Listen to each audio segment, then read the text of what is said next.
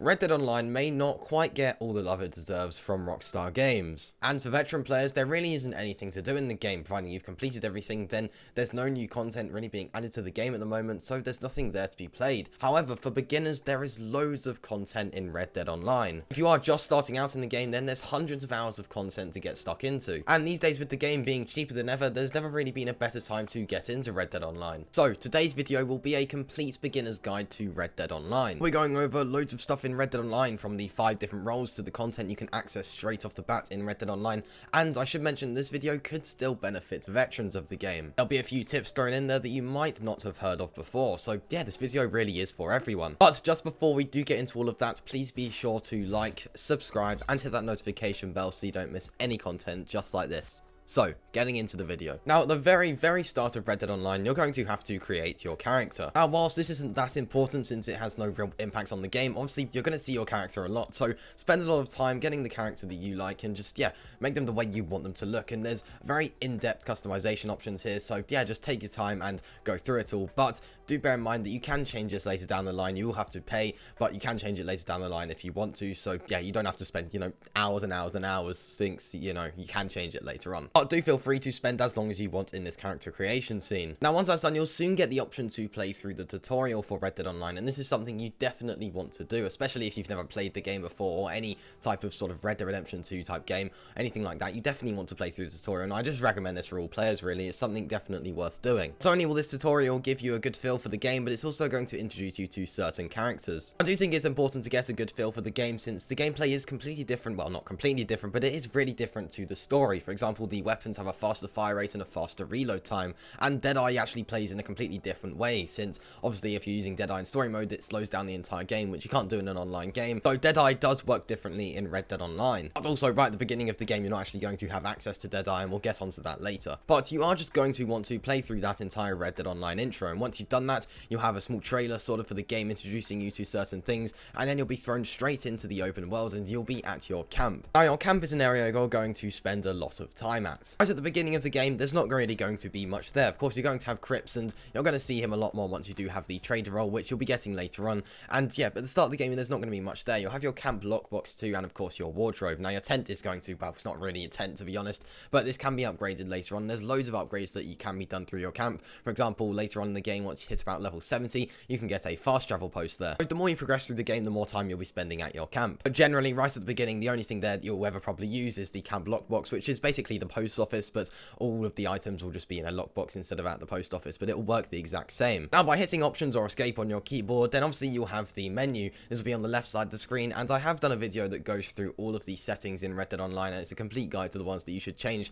and I'll link that video in the description below, along with loads of other videos that I'll mention later on. Generally speaking, in the menu, you'll be able to track your progress, you'll be able to see certain things that are unlockable, and generally speaking, it's just, you know, a place that will give you loads of information, such as, you know, bonuses and everything like that, and it's basically a standard menu. There's not really much to talk about there, but if you want to see certain settings to change, like I said, the video for that is in the description below. Now, just like in the story mode, you do have a weapon wheel. Generally speaking, the weapon wheel in Red Dead Online is the exact same to the weapon wheel in the story mode. However, you'll notice at the top left, when you have your weapon wheel open, it will show your rank, and we'll get into ranks a bit later on. Now, you are also going to have 2 weapons with you. You'll have the Cattleman revolver and the carbine repeater, which, you know, they're not great weapons, but they'll certainly do the job for a while, so you don't really need to worry about them too much, since, you know, they're completely fine and they'll do what they need to do. Now, at the start of the game as well, your clothing isn't going to look great, but obviously you're able to purchase loads of clothing. There's a massive clothing catalog, and that can all be changed later on, but at the start of the game, I would really avoid purchasing too many clothes. Obviously, you can pick out a nice outfit, but I'd avoid it, since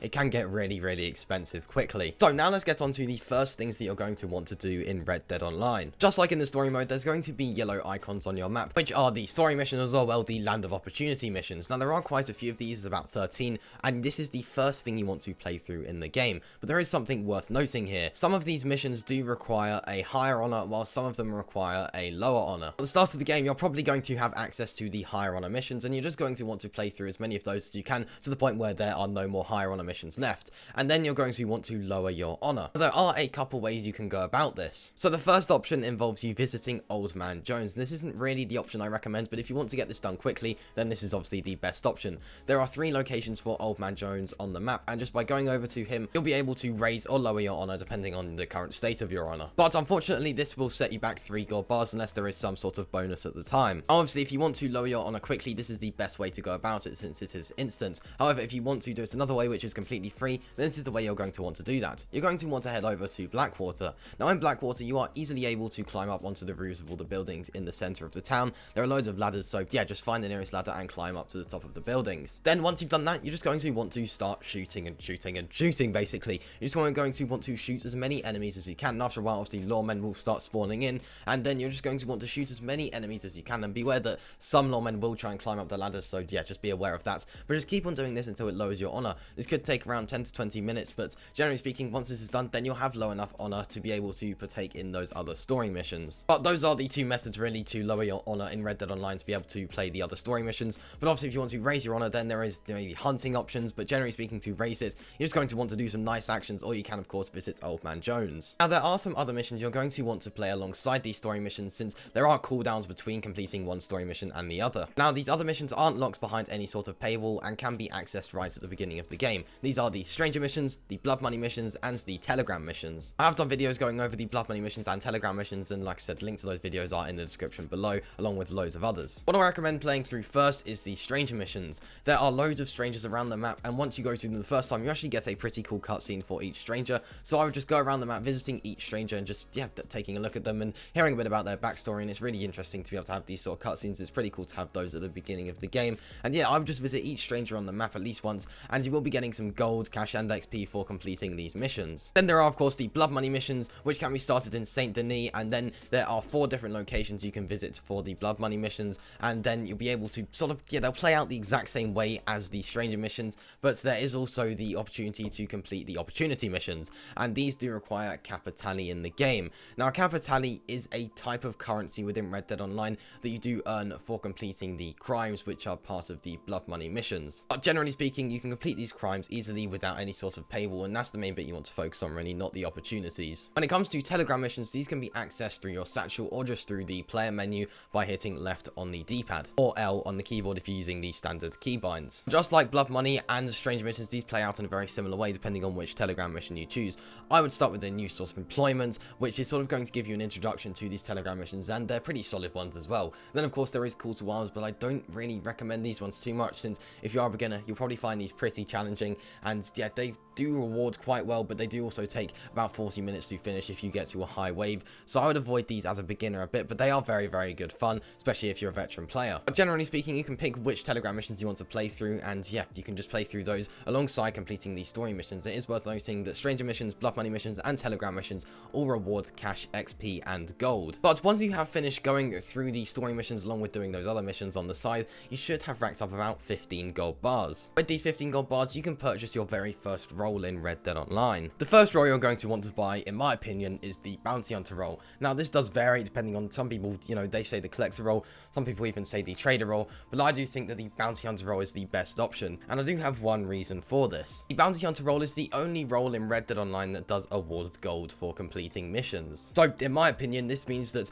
by playing through the Bounty Hunter role and getting that to its max level, which should be 20, I would not suggest buying the expansion for an extra 15 gold bars, since A, you won't be able to afford it, and B, it's just really not worth it, since it's not going to increase your payouts or anything like that. So by playing through the entire Bounty Hunter role and getting that to its max level of 20, then you should have enough gold bars to purchase 1 or maybe 2 more roles. Now, I have done videos going over the Bounty Hunter role in depth and all of the other roles in depth, and links to those videos are in the description below, and I've done videos going over which roles you should get in what order, but I'm going to quickly list the order I think you should get the roles in now. To start things off, like we've mentioned, I think you should get the Bounty Hunter role first, and then I do think that you should get the Moonshine role, and then I do think that it should be the Collector role, and then I think that it should be the Trader role, and then the Naturalist role, and then the Prestigious Bounty Hunter license, which is obviously the 10 level expansion for the Bounty Hunter role. Now, it is worth noting that for some of these, you will need to pay 25 gold bars instead of the 15 gold bars, and those are for the Moonshine role and the Naturalist role, but you should, by completing the Bounty Hunter role, have about 25 gold bars, and if you don't,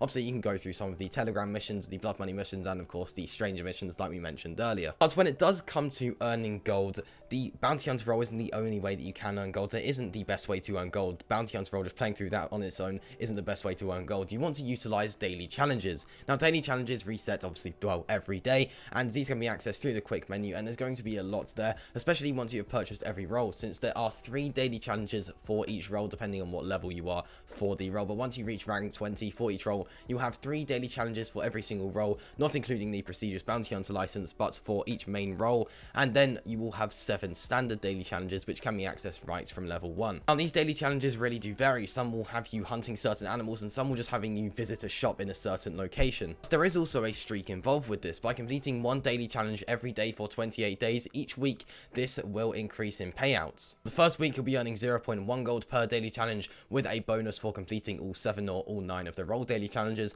Then for the second week you'll be getting 0.15, then for the third you'll get 0.2, and then 0.25 for the final week. Then after 28 days of a successful streak, your streak will reset back to the standard daily challenge payout, but for resetting your streak there will be a bonus of $100 and a treasure map, which is pretty solid, to be honest. Then there is also PvP, which is an option for earning gold. It's not a good option for earning gold, and if you do just want to grind earning gold, then this isn't an option you should go for. But PvP is an option. There's loads of different game modes you can choose from, and there's loads of different maps involved with it, and these do tend to change a bit, and the featured series for the PvP does tend to change each week, so that's something that can keep you coming back to the PvP each week to check out the changed game modes. But generally speaking, PvP isn't the best option. Sometimes if it is on a bonus, and you do want to keep on checking the bonuses each month to see if there's anything worth playing, but sometimes if it's on a bonus it is worth playing a bit. But generally speaking, PvP isn't the best option for earning gold. But if you do find it one of the most enjoyable parts of the game, then by all means play through it, and by playing through that a lot you will still be earning a decent amount of gold. Generally speaking, by utilizing daily challenges and the bounty hunter role together, and you can actually obviously complete the bounty hunter role daily challenges, by utilizing those together you'll be earning quite a lot of gold, especially after you've already completed the story missions. You'll be racking up gold quite quickly. Now, to maximize payouts within each role, obviously you're going to want to make sure you get these to the max level of 20. Of course, with the prestigious bounty hunter role that would be level 30. However, to get these to their max rank, the easiest thing to do is just to play through them. For example, with the trader role, just complete trader sales. For the collector role, just go and collect collector's X by utilizing the genre map, which I'll link in the description. And obviously for the naturalist role, punt animals, sample them, complete the legendary animal sighting missions and the poached animal missions. And when it comes to the moonshine role, complete moonshine sales, play through the moonshine story missions and everything like that. Just for every single role, you just want to be playing through the missions and content involved with that role, and you'll be leveling up that role in no time. So those are the ranks for your roles, and then of course you do have your character's rank. Like we did mention at the beginning of the video, you can view your character rank's progress in the weapon wheel at the top left of your screen. For every 5 ranks that you go up, so for example level 5, level 10 and level 15, you will earn a treasure map which you can collect from your camp lockbox or post office. Now this treasure map is just going to give you a small yellow area, and within that area, when you're close to the treasure map, you can use your eagle eye and it will glow, and your controller will vibrate if you are using one.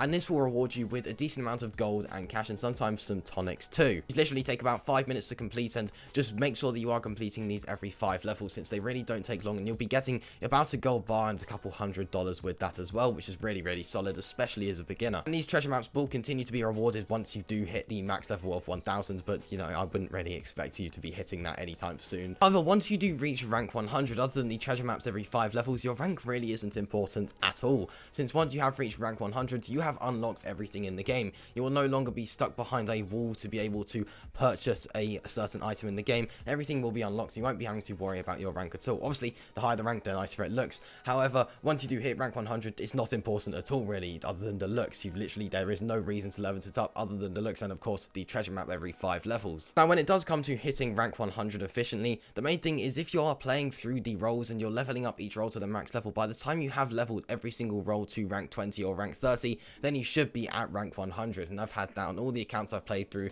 Once I have reached the max level on every single role, and even usually it's before I've reached the max level on every single role, I've already reached rank 100 in the game, and then I really don't have to worry about my rank in the game at all, since it's really not important once you hit rank 100. So now we'll get on to the purchases worth making within Red Dead Online. First of all, we've got the weapons. Now, I have made a video going over the best Red Dead Online weapons and Red Dead Online loadouts, and I will link that video in the description below.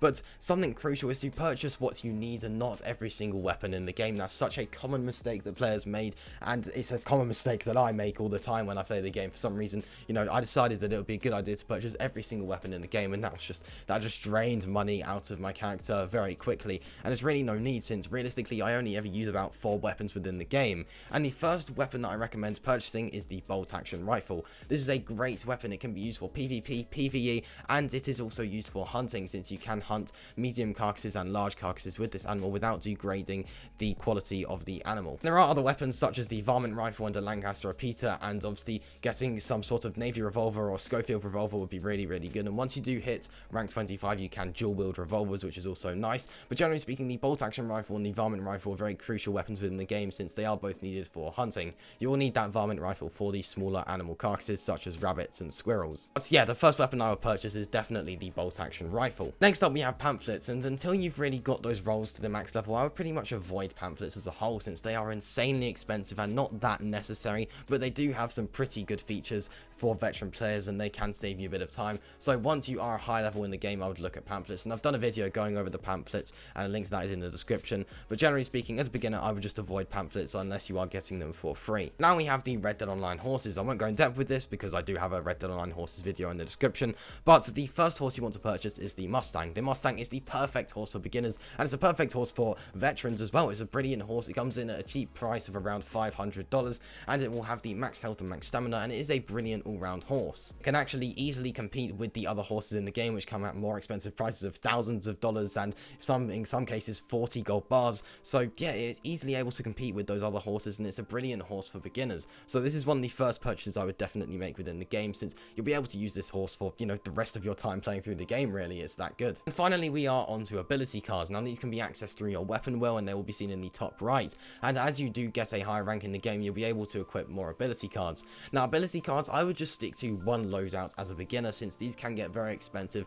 especially since each ability card does have 2 upgrades, which can be purchased for $350 and then $500. Now generally speaking, ability cards, it can sort of be a bit of personal preference in terms of the way you play the game and which ability cards are best, but when it comes to Deadeye, the one ability card you want to get first in the game is the Paint It Black ability card, since this will highlight enemies when you do sort of line up your weapon with them, and you'll be able to easily kill them. And it sort of utilizes the Deadeye from story modes, but obviously it just doesn't slow down the game. But it is still a very good ability card to equip, and in my opinion, it's a bit of a game changer, really. So yeah, the first ability card I'll purchase is the Paint It Black ability card, and after that, it's really your choice, to be honest. But those are all of the significant purchases to make within Red Dead Online, and that does just about wrap up this beginner's guide, to be honest. We've pretty much gone through everything you need to worry about as a beginner in Red Dead Online, and the best way to play through all of the content in the game. Of course, please do play through the content you enjoy, since of course that, you know, play through the content you enjoy. You don't want to be sat there playing something you don't enjoy, so definitely play through the content you enjoy. If you enjoy the bounty hunter missions, then just stick to those. But that does just about wrap up things here. Hopefully now you'll be able to thrive within Red Dead Online and play through everything that there is, and be able to get the most amount of gold and money that you want. So if you did enjoy this video, please be sure to like, subscribe, and hit that notification bell so you don't miss any content just like this. Now I do also run another channel which focuses on the CD Projekt Red side of things, including Cyberpunk 2077 and The Witcher 3 Wild Hunt. A link to that channel is in the description below. So I'll see you in the next one. Peace.